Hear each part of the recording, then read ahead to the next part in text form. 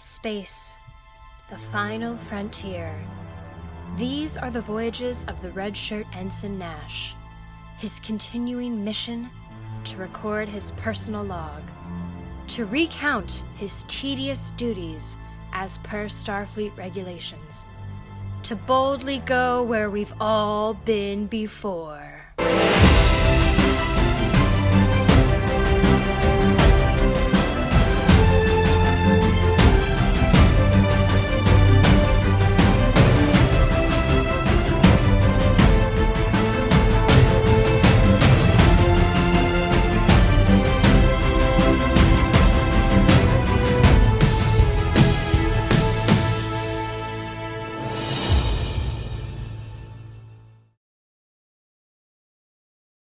Computer begin recording.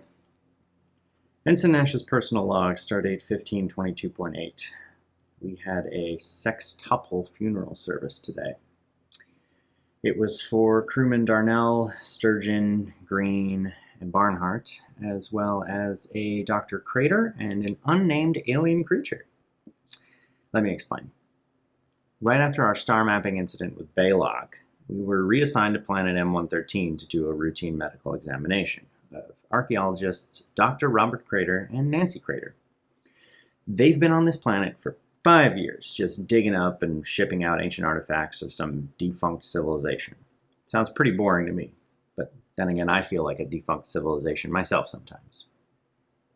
Now, be informed, what follows in my log is all that I know of the situation. I say this because I listened to the captain's log regarding this mission, and it doesn't make sense.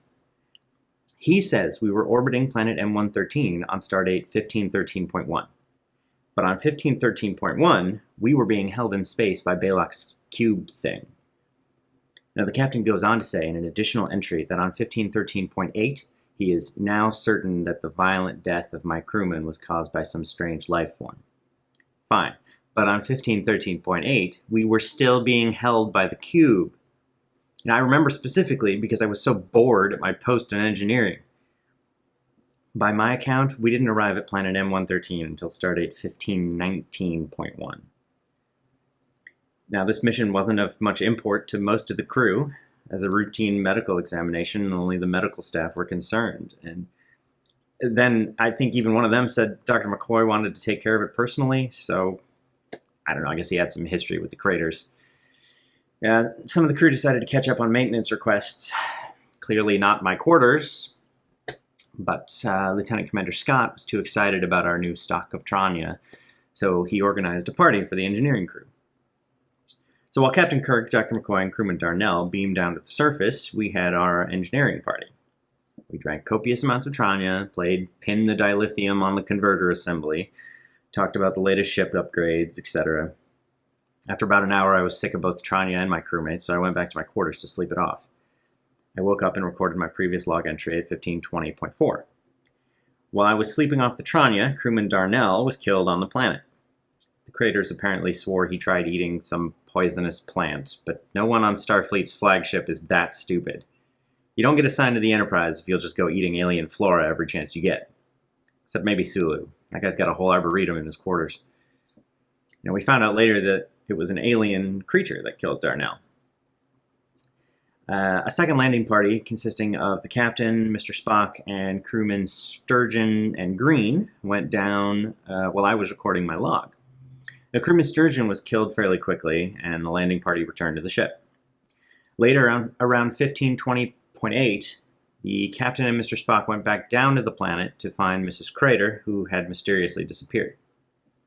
At 1520.9, crewman Barnhart was found dead on Deck 9, and crewman Green was found dead on the planet, even though we thought he'd beamed back after Sturgeon was killed. So the captain called for General Quarters Security Condition 3, so we all took our stations. Now, since crewman Green was dead on the planet, whatever it was had to be able to change its shape or its appearance, like a shapeshifter of some kind.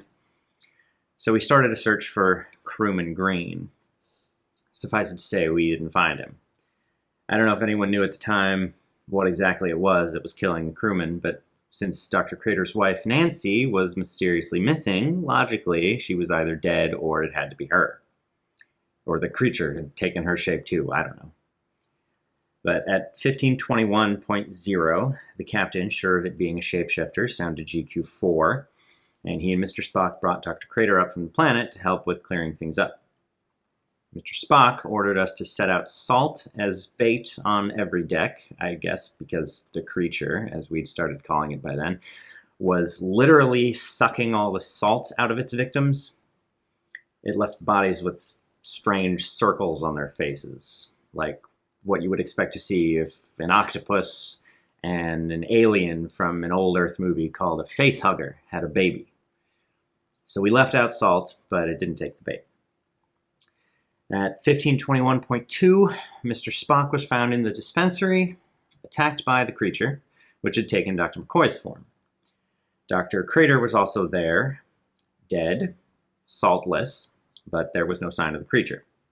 I wasn't there personally, but I heard from one of the security officers who heard from the medical techs that Mr. Spock was pretty messed up from the attack. Giant gash on his face, green blood everywhere. They were probably exaggerating, but Vulcans are pretty tough, so I'm sure it wasn't that bad. I don't know when they actually found the creature, so I can't attest to that, but I heard later that it was the last of its kind. So the captain thought it fitting to honor it alongside our fallen comrades. The service for crewmen Darnell, Sturgeon, Green, and Barnhart, and Dr. Crater and the creature was fairly routine. The captain spoke about line of duty, and we all knew the risks, etc., blah, blah, blah, the usual. But the stuff he said about the creature, comparing it to the American buffalo, was really poignant. Wonder if he came up with that on the spot, or if he thought of it ahead of time. But my lingering question is this. What was Captain Kirk trying to hide by recording his logs with the wrong stardates? Maybe there's more going on with Baylock and the First Federation that was logged. It did seem strange that the Enterprise, whose mission it is to explore new worlds, was assigned to do a routine medical examination. Perhaps Captain Kirk or Starfleet itself is trying to cover up something. There's some kind of massive ship-wide cover-up going on. I can only guess that I was forgotten about and thus not informed. I'll do my best to record any more oddities that I come across. Computer end recording.